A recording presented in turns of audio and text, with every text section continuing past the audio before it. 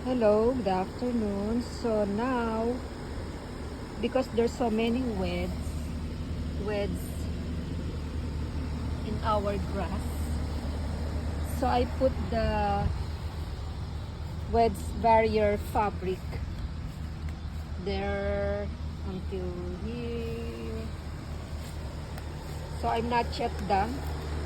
I will put some another weeds barrier fabric until up to that end. So I just finish here. So I will try if the webs will not grow again.